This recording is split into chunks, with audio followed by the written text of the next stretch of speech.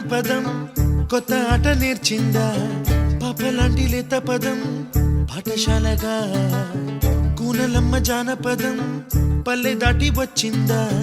చవళిల జానతనం పాట చూపగా